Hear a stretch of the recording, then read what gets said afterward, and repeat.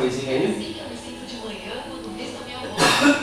Agora descobri que posso me sentir assim o dia todo. Chegou Downy concentrado. Como é que pode gostar tanto de arroz? Conta pra mim.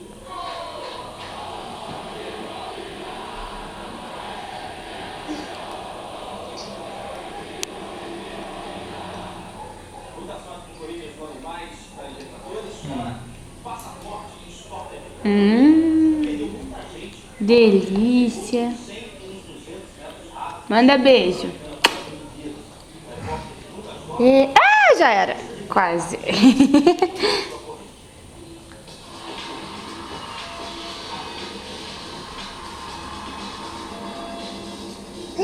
Ih, vou te pegar.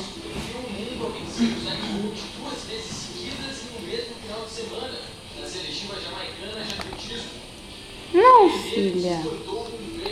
Deixa a mãe prender esse pote.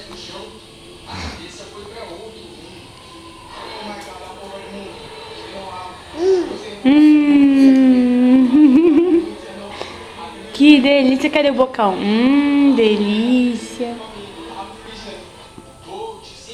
Sempre importante na carreira de ouro. Foi depois que o homem mais rápido do mundo queimou a largada no passado, que o jovem, na época pouco conhecido por ela jamais, terminou 100 metros rasos, levando o troféu de campeão mundial. Tô doida pra fazer bagunça, né? Você tá doida pra fazer baguncinha. Se tornar um grande campeão, ele passou por etapas de treinamento. A polícia trata-se de um caso de negligência. Não há dúvidas de que aquele local merecia uma proteção maior. Tá procurando a Belinha? Cadê a Belinha? Belinha tá aí, do lado dessa cadeira, esperando cair alguma coisa.